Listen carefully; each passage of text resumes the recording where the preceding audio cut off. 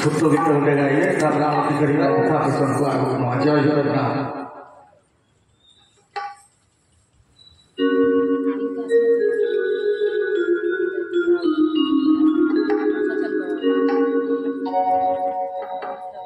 जय जगन्नाथ जय जगन्नाथ।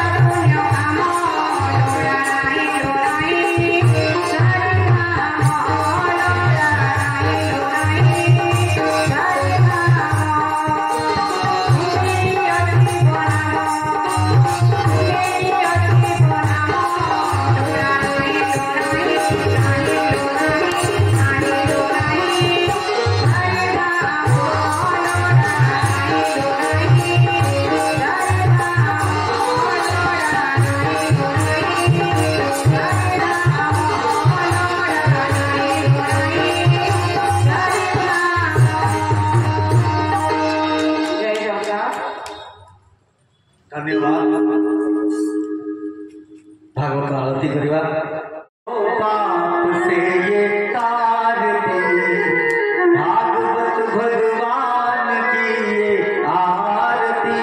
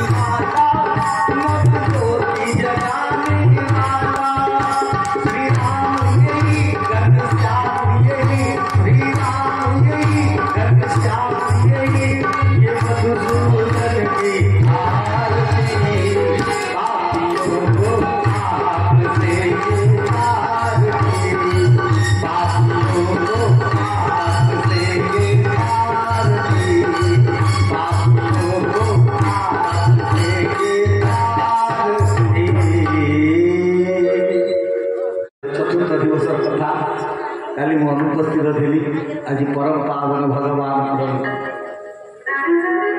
लीला पुरुषोत्तम महाप्रभु कृष्ण जन्म दिवस कथा महाराज को अनुरोध करेंगे से कथा रखिए। जय जय।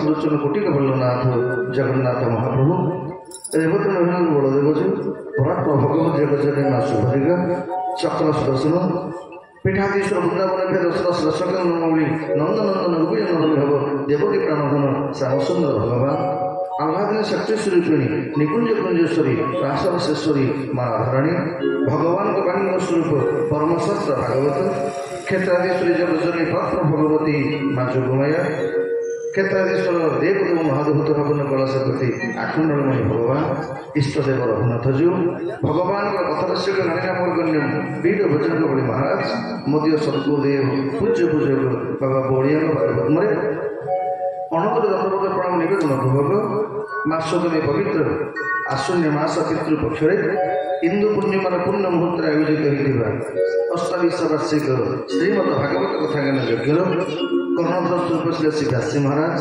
ପୁରାଣ ପାଠ କରୁଥିବା ସମସ୍ତ ବ୍ରାହ୍ମଣ ଦେବତା ନନା ଭାଇଠାରୁ ଆରମ୍ଭ କରି ମଣିନନା ଟୁକୁଲି ଭାଇନା ଇତ୍ୟାଦି ସମସ୍ତ ବ୍ରାହ୍ମଣ ଦେବତାମାନଙ୍କୁ ନବବ୍ରହ୍ମଣ ଦେବା ଗୋପାଳକ ଚେନାୟରେ ଏ ଅଧମ ସେବକର ଭକ୍ତିବୋଧ ପ୍ରଣାମ ସର୍ବୋପରି ଏହି ପବିତ୍ର କାର୍ଯ୍ୟକ୍ରମକୁ ଆୟୋଜନ କରିଥିବା ମା ଯୋଗମାୟା ଭାଗବତ ଭାବ ପ୍ରଚାର ତଥା ପ୍ରସାର ସାଂସ୍କୃତିକ ସେବା ପରିଷଦ ଗଣ୍ଡରପୁରର ସମସ୍ତ ଗ୍ରାମବାସୀ ସମସ୍ତଙ୍କ ନାଁରେ ଜାଣିଲେ ମଧ୍ୟ ଏହି ପବିତ୍ର କାର୍ଯ୍ୟକ୍ରମରେ ସେତୁବନ୍ଧରେ ଗୁଣ୍ଡୁଚି ମୂଷା ରୂପରେ ସାହାଯ୍ୟ ସହଯୋଗ କରୁଥିବା ଭାରତ ଭାଇଠାରୁ ଆରମ୍ଭ କରି ଶିବଭାଇ ତଥା ରାଜୁ ଭାଇନା ଏବଂ ବାପି ତଥା ଅଚ୍ୟୁତାନନ୍ଦ ମହାପୁରୁଷ ଧନ ଭାଇ ଏବଂ ଭଞ୍ଜ ଭାଇ ଇତ୍ୟାଦି ସମସ୍ତ ଏବଂ ନୂତନ ରୂପରେ ଯୁବକମାନେ ପବିତ୍ର କାର୍ଯ୍ୟକ୍ରମର ଦାୟିତ୍ୱ ବହନ କରିଥିବା ଶିକୁଠାରୁ ଆରମ୍ଭ କରିକି ପପୁ ପର୍ଯ୍ୟନ୍ତ ବାବୁ ଇତ୍ୟାଦି ପିଣ୍ଟୁ ଇତ୍ୟାଦି ସମସ୍ତ ଭକ୍ତବୃନ୍ଦ ପାଦନ୍ତରେ ସହକୃତ ଆମର ସହଯୋଗୀ ରଭାଇନା ତଥା ମୁନା ବାବୁ ଏଯାବତ ଆପଣମାନଙ୍କୁ ଭଗବାନଙ୍କର ପବିତ୍ର କଥା ତଥା ମଞ୍ଚ ପରିଚାଳନାର ଦାୟିତ୍ୱ ବହନ କରି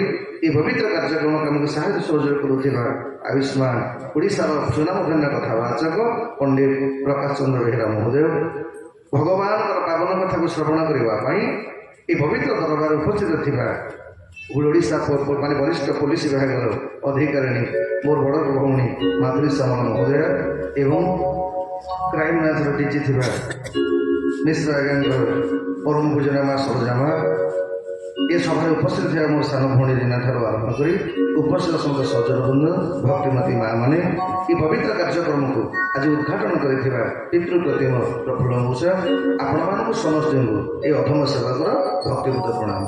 ଆସନ୍ତୁ ଭଗବାନଙ୍କର ଅପାର କରୁଣାର ବାରିଧାର ସ୍ୱରୂପ ଆଜି ଚତୁର୍ଥ ଦିବସରେ ଆମେମାନେ ଭାଗବତ କଥା ଶ୍ରବଣ କରିବାର ସୁଯୋଗ ଲାଭ କରିଛେ। ଆନନ୍ଦର ସହିତ ଶ୍ରଦ୍ଧାର ସହିତ ଭାବର ସହିତ ଭକ୍ତିର ସହିତ ଦୁଇବା ମୋ ସହିତ ଆପଣମାନେ ନାମ କୀର୍ତ୍ତନ କରିବେ। ତାପରେ ଯେମିତି ଭଗବାନଙ୍କର କୃପା ହେବ କଥା ଶ୍ରବଣ କରିବା। ଜୟ ଜୟ ରାଧା ରମଣ ହରି ବୋଲ, ଜୟ ଜୟ ରାଧା ରମଣ ହରି ବୋଲ, ଜୟ ଜୟ ରାଧା ରମଣ ହରି ବୋଲ, ଜୟ ଜୟ ରାଧା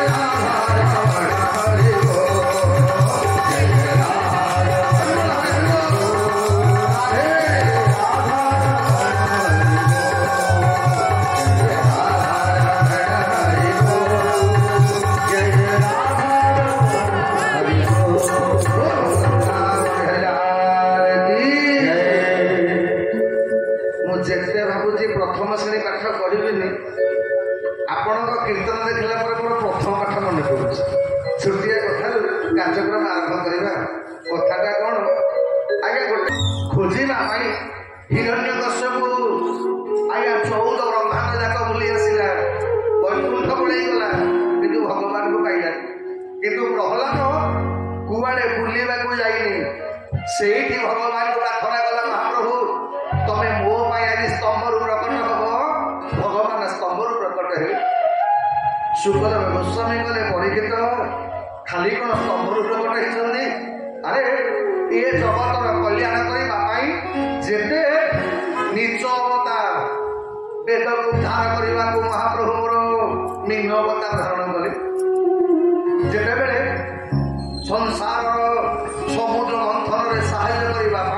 ଭଗବାନଙ୍କର କଚ୍ଛପ ରୂପ ଧାରଣ କଲେ। କଚ୍ଛପ ରୂପେ ଭଗବାନ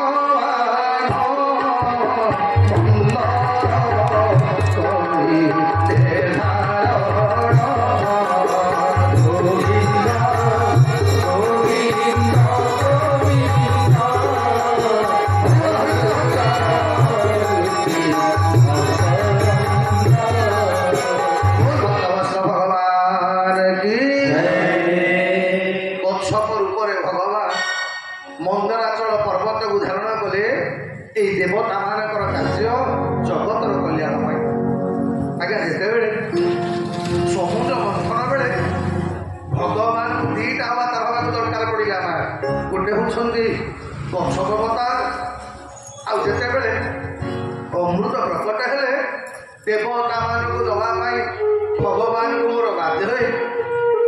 ଆଜ୍ଞା ଯୋଉ ଭଗବାନ ପୁରୁଷୋତ୍ତମ, ଯୋଉ ଭଗବାନ ଏ ଜଗତରେ ଏକମାତ୍ର ପୁରୁଷ, ସେ ଭଗବାନଙ୍କୁ ପୁଣି ଭକ୍ତ ପାଇଁ ଗୋଟେ ନାରୀ ରୂପ ଦରକାର କହିଲେ ନେବା ପାଇଁ ମୋହିନୀ ରୂପ ଭଗବାନ ହେଲେ। ମୋହିନୀ ରୂପରେ ଦେବତା ମାନଙ୍କୁ ଅସୁର ଦେବତା ମାନଙ୍କୁ ଅମୃତ ଦାନ କଲେ, ଅସୁର ମାନଙ୍କୁ ଆଜ୍ଞା ଭଗବାନ ମୋର ଠକି ଦେଲେ। ତ ପରିଣାମ ହେଲା କ'ଣ ନା ଦେବତା ମାନେ ଅମୃତ ଲାଭ କଲା ପରେ ଅସୁର ମାନଙ୍କ ଉପରେ ବିଜୟ ଲାଭ କଲେ। ଅସୁର ମାନଙ୍କର ରାଜା ବଳିର ଆଜ୍ଞା ମୃତ୍ୟୁ ହେଇଗଲା। ବଳିର ମୃତ ପିଣ୍ଡ ମେରୁ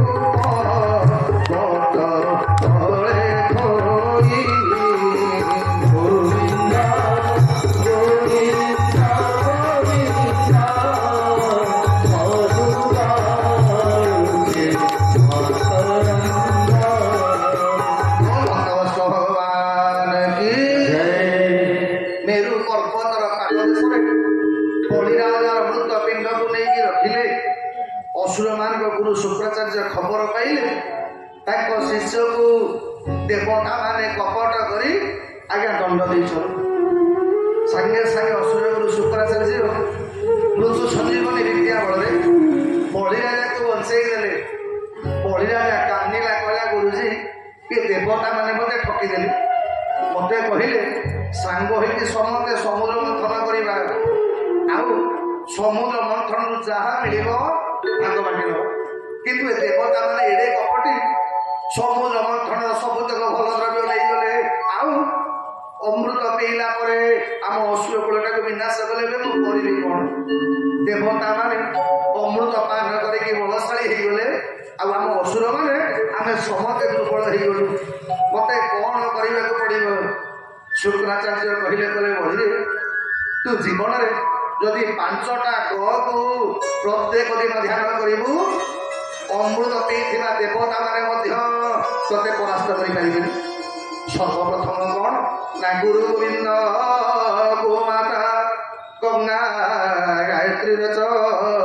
ଆମ ଶାସ୍ତ୍ର କହିଲେ ଯୋଉ ବ୍ୟକ୍ତି ଗୁରୁଦେବଙ୍କର କଥାଟାକୁ ଆଜ୍ଞା ମାନେ ସେ ଗୁରୁଦେବ ଯାହା କୁହନ୍ତୁ, ରାମାୟଣରେ ଆପଣମାନେ ପ୍ରସଙ୍ଗ ଶ୍ରବଣ କରିବେ। ଆଜ୍ଞା ଅଗସ୍ତ୍ୟଙ୍କର ଗୋଟେ ଛୋଟିଆ ଶିଷ୍ୟଟିଏ ଥିଲା, ଆଜ୍ଞା କମ ବୟସର ଶିଷ୍ୟ, ନାଁଟା ହେଉଛି ଶ୍ରୁତିହୀନ। ଇଏ ଶ୍ରୁତିହୀନ, ବାପା ମା ଶୂନ୍ୟ, ପିଲାଟି ଦିନରୁ ଅଗସ୍ତ୍ୟଙ୍କ ପାଖରେ ବଢିଛି। ଆଜ୍ଞା ଯେତେବେଳେ ଶ୍ରୁତିହୀନକୁ 7-8 ବର୍ଷ ବୟସ, ଅଗସ୍ତ୍ୟ ଋଷିଙ୍କର ଠାକୁରଙ୍କୁ ବୁହାଇବା ଦାୟିତ୍ୱ ହେଉଛି ଶ୍ରୁତିହୀନ। ଶ୍ରୁତିହୀନ ଦେଖେ ଏ ଅଗସ୍ତ୍ୟ ଋଷି ସବୁଦିନ ଗୋଟେ ପଥରଟାକୁ ପୂଜା କରୁଛନ୍ତି। ଏ ଶ୍ରୁତିହୀନ ପଚାରେ, କରେ ରୋଷେଇ କରେ, ଗୁରୁଜୀ ଏ ତମେ ପଥରଟା ପାଇଁ ପୂଜା କରୁଛ କି?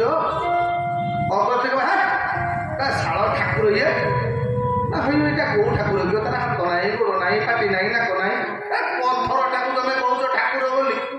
ଅଗସ୍ତ୍ୟ କହନ୍ତି ତୁ ବୁଝିପାରିବୁନୁ ବାପା, ବଡ ହେଲେ ବୁଝିବୁ। ଇଏ ଛୋଟ ପିଲା ଶ୍ରୁତିହୀନ ମୁଣ୍ଡରେ ପଶେନି। ଯୋଉଟାର ହାତ ନାହିଁ, ଗୋଡ଼ ନାହିଁ, ଖାଉନି ପିଉନି, ସାଧାରଣ କଳା ପଥରଟାକୁ ମୋ ଗୁରୁ କଣ ପାଇଁ ତାକୁ ଠାକୁର ବୋଲି କହୁଛନ୍ତି? ଆଉ ମୁଁ ଗୋଟେ କାନ୍ଧରେ ବୁହାଇବାକୁ ମୋ କାନ୍ଧ କଟ କଟ ହେଲାଣି।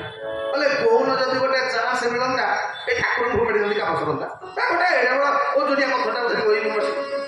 କିଛି ଦିନ ଗଲା ଆଜ୍ଞା, କିଛି ଦିନ ଗଲା ପରେ ବର୍ଷା ଦିନ, ଇଏ ଶ୍ରୁତିହୀନ ଠାକୁରଙ୍କୁ କାନ୍ଧରେ ଧରିକି ବୁଲୁଛନ୍ତି।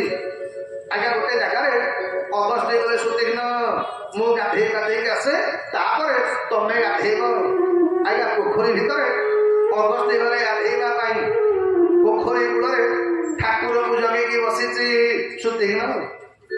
ଏତିକି ବେଳେ ସୁଦିଘ୍ନର ନଜର ପଡ଼ିଗଲା ସେ ପୋଖରୀ କୂଳରେ ଗୋଟେ ବଢିଆ ଜାମୁକୋଳି ଗଛ ହେଇଛି। ଆଜ୍ଞା ବିରାଟ ଗଣ୍ଡିଟାର, କିନ୍ତୁ ଜାମୁକୋଳି ଗଛ ଆଗରେ ବଡ଼ ବଡ଼ କଳା କଳା କଳା ଜାମୁକୋଳି ଭର୍ତ୍ତି ହେଇକି ଅଛି। ପିଲା ଲୋକ ତ ପାଟିରୁ ନାଳ ବୋହିଲା କଲା ହେ କେଡ଼େ ବଢିଆ ଜାମୁକୋଳି ଗୋଟେ ଦିଟା କେମିତି ଖାଆନ୍ତେ ମ। ଆଜ୍ଞା କଣ କରିବ ତ ଗଛରେ ଚଢି ପାରିବନି, ଏତେ ବଡ଼ ଗଛ ଚଢିବ କେମିତି? ଚାରିଆଡେ ଯାକ ଖୋଜିଲା, କୋଉଠି ଯଦି ଟେକା ପଥର ଗୋଟେ ପାଇଲେ ଫୋପାଡ଼ିକି ଚାରିଟା ଖଣ୍ଡେ ଝଡ଼ାନ୍ତି।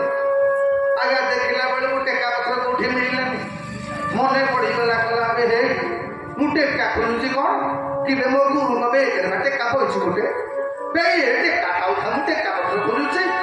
ଆଜ୍ଞା ଧଇଲା ଶାଳଗ୍ରାମକୁ ମାଇଲା ଧରିକି ଗଛକୁ। ଇଏ ଶାଳଗ୍ରାମ ତ ଆଘାତରେ 10-12ଟା ଖଣ୍ଡେ ଜାମୁକୋଳି ଖସି ପଡ଼ିଲା। ଇଏ ଜାମୁକୋଳି ଆଜ୍ଞା 4-6ଟା ଖଣ୍ଡେ ଖାଇଲା ପରେ ମନେ ପଡ଼ିଲା ଗଲା ହେ କିରେ ମୋ ଗୁରୁ ତ ଖୋଜିବେ ଶାଳଗ୍ରାମ ଗଲା କୁଆଡ଼େ। ଆଜ୍ଞା କହିଲା ତ କଣ କରିବେ। ଆଜ୍ଞା ଦେଖିଲା ଶାଳଗ୍ରାମ ଦେଖିବାକୁ ଯାହା ଏ ଜାମୁକୋଳି ଦେଖିବାକୁ ସେଇଆ। ଗୋଟେ ଜାମୁକୋଳି କି କପଡ଼ା ଭିତରେ ଗୁଡ଼ାଗୁଡ଼ି କରିକି ଶାଳଗ୍ରାମ ସହିତ ଥୋଇଦେଲା ଆଉ କହିଲା ଗୁରୁ ଆଉ ଜାଣିପାରିବେନି କାମ ସହିତ। ପ୍ରଥମ ଦିନ ଅଗସ୍ତ୍ୟ ଆଉ ଜାଣିପାରିଲେନି ଆଜ୍ଞା ଶାଳଗ୍ରାମଟା ବଦଳି ଯାଇଛି ବୋଲି। ଆଜ୍ଞା ଶାଳଗ୍ରାମଟା ଯେତେବେଳେ 24 ଘଣ୍ଟା ପର୍ଯ୍ୟନ୍ତ କପଡ଼ା ଗୁଡ଼ି ହେଇକି ବେଗ ଭିତରେ ରହିଲା, ତା ପରଦିନକୁ ଆଜ୍ଞା ଶାଳଗ୍ରାମ ହଟା ଖାଇଲା। ତାପର ଯେତେବେଳେ ଅଗସ୍ତି ଚନ୍ଦନ ଘୋରି ଶାଳଗ୍ରାମକୁ ଗାଧେଇ ଦେଇକି ଆଜ୍ଞା ଯେତେବେଳେ ଚନ୍ଦନ ପାଇଲା ବେଳକୁ ଠାକୁର ପତ ହଉଛନ୍ତି। ଅଗସ୍ତି ପଚାରିଲେ କହିଲେ ସୁଦିଘ୍ନ ନା ଗୁରୁଜୀ ନା କିବା ମୋ ଠାକୁର କାହିଁକି ନତର ହେଇଯାଇ କଣ ହେଇଛି କିରେ? ଅଗସ୍ତି ସୁଦିଘ୍ନ କହିଲା କରିବ କଣ ଆଉ କହିଲା ଗୁରୁଜୀ ମୁଁ ମନା କରୁଥିଲି ଆପଣ ସବୁବେଳେ ଠାକୁରଙ୍କୁ ଗାଧାନ୍ତି, ସବୁବେଳେ ଗୋଟେ ଗାଧଉଛ, ସବୁବେଳେ ଗୋଟେ ଚନ୍ଦନ ଦଉଛ। କହିଲେ ପୁନି ପୁନି ଚନ୍ଦନ ପୁନି ପୁନି ପାଣି ଶାଳଗ୍ରାମ ସଡ଼କ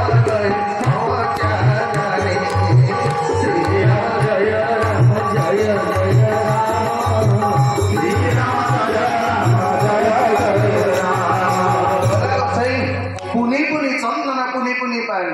ଆପଣ ବାରମ୍ବାର ଚନ୍ଦନ ଦେଲେ, ବାରମ୍ବାର ପାଣି ପକେଇଲି, ଶାଳଗ୍ରାମ ସଢିଗଲେ ମୁଁ କଣ କରିବି ମୁଁ ଜାଣିନି। ଅଗସ୍ତ୍ୟ କହିଲେ ଚୁପ୍, ଠାକୁର କୋଉଠି ସରନ୍ତି? ଏ ସୁଦିଘ୍ନ କହ ମୋ ଠାକୁରଙ୍କୁ କଲୁ କଣ? ସୁଦିଘ୍ନ ଗୋଡ଼ ତଳେ ପଡ଼ିଗଲା କଲା ଗୁରୁଜୀ ମିଛ କହିବିନି, କାଲି ଜାମୁକୋଳି ଖାଇବି ବୋଲି ତମ ଠାକୁରଙ୍କୁ ଟେକା ଭାବିକି ମାରିଦେଇଛି ଜାମୁକୋଳି ଗଛକୁ। କହିଲେ କୋଉଠି ପକେଇଛୁ କହ। ତାପର ସକାଳୁ ଆଜ୍ଞା ଅଗସ୍ତି ଗଲେ ସେ ପୋଖରୀକି। ଗୁରୁ ଶିଷ୍ୟ 3 ଜଣ ଯାକ ଅଗସ୍ତି ଯେତେ ମୁଣ୍ଡ ବୁଡ଼େଇକି ଆଜ୍ଞା ଯେତେ କାଦୁଅ ଚିପିଲେ ଆଉ ଶାଳଗ୍ରାମ ପାଇଲେ। କହିଲେ ସୁଦିଘ୍ନ ତମେ ଯଦି ଗୋଟେ ବଡ଼ ପିଲା ହେଇଥାନ୍ତ ତାହେଲେ ମୁଁ ତମକୁ ଅଭିଶାପ ଦେଇଥାନ୍ତି। ତମେ ଛୋଟ ପିଲା, ତଥାପି ମୁଁ ତମକୁ ଆଦେଶ ଦଉଛି ସୁଦିଘ୍ନ ଆଜିଠାରୁ ଆଉ ମତେ ମୁହଁ ଦେଖେଇବୁନି। ଯା, ଯୋଉଦିନ ମୋ ଭଗବାନଙ୍କୁ ଫେରେଇକି ଆଣିବୁ ସେଇଦିନ ମତେ ମୁହଁ ଦେଖେଇବୁ, ନହେଲେ ଆଜିଠାରୁ ତ ମୁହଁ ମତେ ଦେଖେଇବୁନି। ଚୁପଳେଇ ଯାଉ ଆଗକୁ। ସୁଦିଘ୍ନ ସେଦିନ ମୁଣ୍ଡିଆ ମାଗିଲେ, କହିଲେ ଗୁରୁଜୀ ଆଜି ତମ ପାଖରେ ପ୍ରତିଜ୍ଞା କରିକି ଯାଉଛି ତମର ପଥର ଶାଳଗ୍ରାମକୁ ମାନେ ଠାକୁରଙ୍କୁ ଫୋପାଡ଼ିଛି, ଏପଟେ ତମ ପାଇଁ ଜିଅନ୍ତା ଠାକୁର ଆଣିକି ଆସିବି। ଗୋଟେ ଠାକୁର ଫୋପାଡ଼ିଛି, ଆଉ କଥା ଦଉଛି ଠାକୁରଙ୍କ ସାଙ୍ଗରେ ତାଙ୍କ ସ୍ତ୍ରୀକି ବି ଆଣିକି ଆସିବି ଆପଣଙ୍କ ପାଖକୁ। କଠୋର ତପସ୍ୟା କଲେ ସୁଦିଘ୍ନ। ବନବାସ ବେଳେ ରଘୁନାଥ ମହାପ୍ରଭୁ ଯେତେବେଳେ ସୁଦିଘ୍ନଙ୍କ ପାଖରେ ପହଞ୍ଚିଗଲେ, ସୁଦିଘ୍ନ ଭଗବାନଙ୍କୁ ପ୍ରଣାମ କଲେନି। ଜାନକୀ ମା କହିଲେ କଲେ ମଣିମାଟା କୋଉ ଶିଷ୍ୟ ଭକ୍ତ ଡାକିବୁ, ଇଏ କଣ ପ୍ରଭୁ ମୁଣ୍ଡିଆ ମାରୁନି। ସୁଦିଘ୍ନ କହିଲେ ଆସ ପ୍ରଭୁ, ମୁଁ ଶୁଣିଛି ମୋ ଗୁରୁ ମତେ ତାଙ୍କ ଆଶ୍ରମରୁ ତଡ଼ି ଦେଇଛନ୍ତି। ମୋ ଗୁରୁ ନ କହିଲା ପର୍ଯ୍ୟନ୍ତ ମୁଁ ଆପଣଙ୍କୁ ପ୍ରଣାମ କରିବିନି। ଆପଣ ଆଗ ମୋ ଗୁରୁଙ୍କ ପାଖକୁ ଚାଲ। ଭଗବାନ କହିଲେ ହଇରେ ଯୋଉ ଗୁରୁ ତତେ ଆଶ୍ରମରୁ ତଡ଼ିଦେଲେ ତୁ ସେଇ ଗୁରୁଙ୍କ ପାଇଁ ବର ମାଗୁଛୁ। ସୁଦିଘ୍ନ କହିଲା ଠାକୁରେ ଆଜି ଯଦି ମୁଁ ଆପଣଙ୍କୁ ପାଇଛି ମୋ ଗୁରୁଙ୍କ ପାଇଁ, ଆରେ ମୋ ଗୁରୁ ଯଦି ମତେ ତାଙ୍କ ଆଶ୍ରମରୁ ତଡ଼ି ଦେଇ ନଥାନ୍ତେ ତାହେଲେ ମୁଁ ଆପଣଙ୍କୁ ଲାଭ କରିପାରିନଥାନ୍ତି। मो गुरु केवल आपण को पाई मो गुरु जदि कहे ताहले मुझे को मुंडिया मारिबी आपण आग मो गुरु पाखक चलतु भैया भगवान भात टाणी टाणी की नहीं जाऊँगी दूर डाक पकड़ा गुरुजी गुरुजी अगस्त कान पड़गला कला किए से सुतीर्ण ते मना करी ना तू मो आश्रम को आसबुनि मुह देखनी सुतीर्ण कहला कहला ठाकुर गुरुजी खाली आसनी बा तुमर पथर ठाकुर पकड़ी देती एवं झील का चलवा ठाकुर को आणिकी खाली से नुह गोटे ठाकुर पकड़ी तो सागरे ठाकुर सान भाई आउ स्त्री की आणिकी गुरुजी एपर्यंत मु ठाकुर को मुनिया मारिनी आपण जदि कहे ताहले भगवान को मुनिया मारिनी से दिन अगस्ती सुतीघ्न पाद तले पड़गले कले सुतीघ्न तोरी भाया शिष्य मिला बोली आज मु भगवान राम को दर्शन कर पाइली हर खुशी हर तुम्हें तोरी गीत तुम पाई जन्म हर खुशी हर तुम्हें तोरी गीत तुम पाई जन्म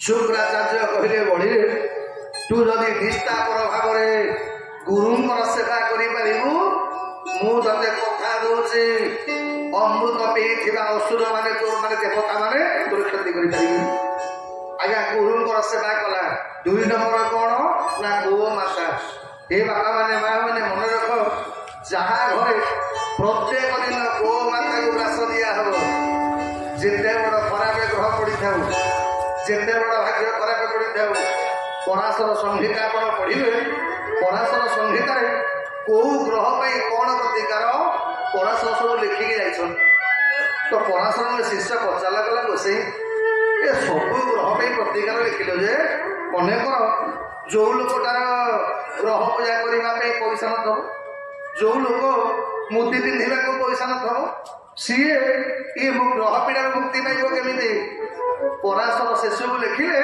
बोले जदि गोटे लोक छोटिया काम कर कौन ना प्रत्येक दिन गाई की खाइबा देव आपण मैंने भी आगे परीक्षा करूना जो जदि जातक आपंकर किए ज्योतिष कही से अमुक खराब पड़ी सम्मुख महादश चली एथर अमुक होगा आप जमा व्यस्त हे गोटे जेकोसी गाई आज्ञा बुला गाई पछे हो हाथ में गाई गोटा खाइबा भल पाए से गुड़ हो भात हो चाउल जहाँ भी हो आज्ञा गाई भल पाऊा खाद्यटा आपड़ टे हाथ में धरी आ गोमाता आपण हाथ से खाद्यटा ग्रहण कर गाई खाइला बेले गोमातार निश्वास आपण हाथ उपर पड़ो आउ गाई जदि प्रेम आपण हाथ को चाटिदेव ग्यारेंटी दूसरी आज्ञा 2 मास जदि आपण हाथ को गाई चाटब एमती कौन ग्रह ना जी आप क्षति करदेव सब ग्रहटा मुक्ति पाइबार एकमात्र बाट गोमाता पराशर संहिता कही आज्ञा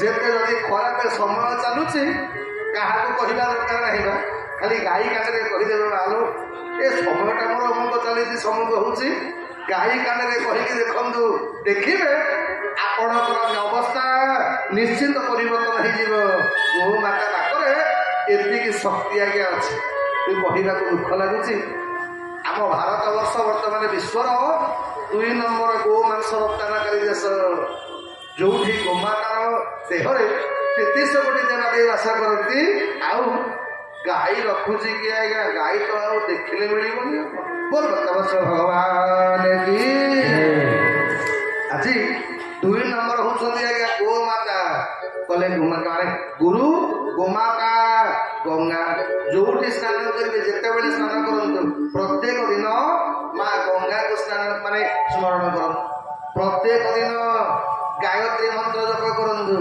5 नंबर होती गोविंद ये 5टा ग को स्मरण करुवा लोक को केही परास्त करें परिणाम है कौन शुक्राचार्य तपस्यार बल आज बलि राजा एभली भाव शक्तिशाली हेले देवता मान युद्ध में विजय लाभ कले से देवता माने अमृत विद्या देवता माने परास्त हो गले जीए जुआड़े जाकि लुचिले आज्ञा जिते देवता माने भगवान को प्रार्थना कले महाप्रभु आमको रक्षा कर भगवान कले शुण आज पर्यंत मु सब असुर मान मारी किंतु मु बलि की मारी पारि कारण कौन ना बलि गुरुदेव कृपा लाभ कर गुरु कृपा लाभ कर जीवन में मु मारी पारि सिंह पारी कोईवास श्री गुरु सुमरी नामरे बस सिंह पारी श्री गुरु सुमरी नामरे बस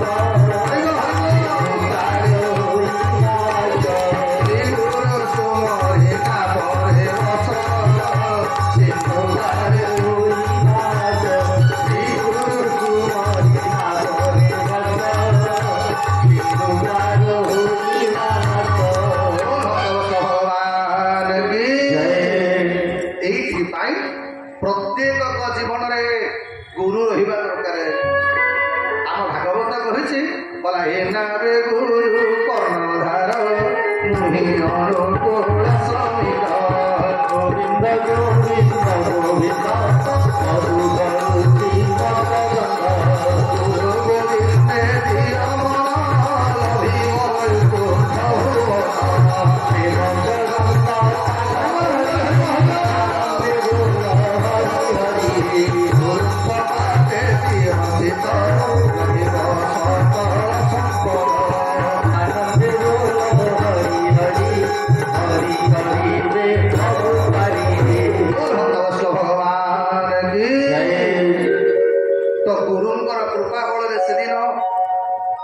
शुक्राचार्य कृपा बल दैत्यराज बड़ी त्रिपुर विजयी होगला देवता माने भगवान को पाखे शरण बसले करे महाप्रभु अमृत पीके लाभ कौन है हमको ये देवता माने असुर माने तो पुणी आक्रमण कले भगवान कले देवता माने शुण एथर तो मु किसी करि परिबि कारण ये शुक्राचार्य कृपा लाभ होइछि जहा ऊपर गुरुंकर कृपा हुए मु क्षति करें आदि कह मु बलि तो मारी पारि तुम दरकार पड़े मु भिक मागिकी तुमको आगे तुम संपत्ति फेरईबी देवता मैंने एडे स्वार्थपर बोले मणिमा तुम भिक पछे माग आमको आम संपत्ति दरकार आटे देवता माने जिते राज्य शून्य स्वर्गच्युत होगा बुलूं देवता मानकर माँ अतिथिटा मन दुखे कहीं कहले आज्ञा संतान को कष्ट हेले जार आखिर प्रथम लुह झरे तारी नाटा हूँ माँ ये ब्रह्मांड को आम मैंने जिते संसार को आसिले ये जीव भगवान को प्रार्थना कला महाप्रभु मत जीवन में 3टी पदार्थ देवे ना कौन ना मातृ हस्ते तु भोजन पुत्र हस्ते पिंडदान ब्राह्मण हस्ते चंदन देहि में मधुसूदन बोले महाप्रभु ये जगत मार ममता मत मिल आज्ञा सबू ममतार सबू स्नेहटा आपण मान नकली हो पारे किंतु मार ममता मार स्नेह आज्ञा यहीटा के नकली हम पुओ जिते बड़ हो जो बड़ पदवी थाऊ जहा 24 घंटा जहाँ मार आखिर लुह झरे तारी नाटा हूँ माँ आ दुनिया सन्तान मानकर टिके कष्ट पड़े जार आखिर लुह झरे तारी नाटा हूँ आज्ञा माँ ये भगवान को आम प्रथम प्रार्थना करूँ कौन तमेव माता स्वपिता तमेव बंधु सखा तमेव अर्थ कौन प्रथम होती आम आम माँ ଦେବତା ମାନଙ୍କ ମା ଅଦିତିଟା କାନ୍ଦୁଛି ଯେ ତା ସନ୍ତାନ ମାନେ ଆଜି ସ୍ୱର୍ଗରୁ ବିତାଡ଼ିତ, ତା ସନ୍ତାନ ମାନଙ୍କର ସ୍ୱର୍ଗ ସୁଖ ନାହିଁ। ଦେବତା ମାନଙ୍କର ମା ଅଦିତି କାନ୍ଦୁଥିଲା ବେଳେ କଶ୍ୟପ ପହଞ୍ଚିଗଲେ।